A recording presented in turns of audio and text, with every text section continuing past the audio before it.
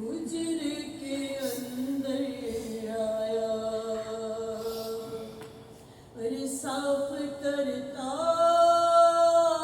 था लहू, महबूबा था राहिब, अरे मुँह पे मुँह रख के यही सोच रहा था राहिब। लाशें घर भर की उठा कर ये अभी सोया है, देख कर चेहरे को लगता है बहुत रोया है, देख कर चेहरे को लगता है बहुत रोया है। वर्म आँखों का बताता है बहुत साबिर है,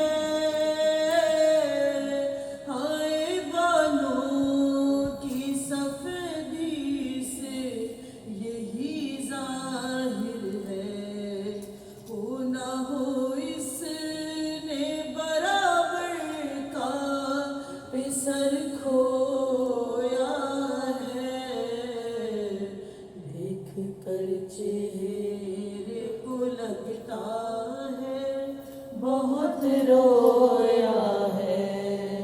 ये रगे खुश्क बताती है बड़ा प्यासा था, जिस घड़ी तेग से जालिम ने गला काटा था। कौन सी माँ है कि जिसने ये फिसर खोया है, देख कर चेहरे को लगता है बहुत रोया है, देख कर चेहरे को लगता है बहुत रोया है। बाल सब खून में माटी में अटे हैं इसके, होंठ भी प्यास की शिद्दत से फटे हैं इसके, अपने अश्कों से हीन होठों को भिगोया है, देख कर चेहरे को लगता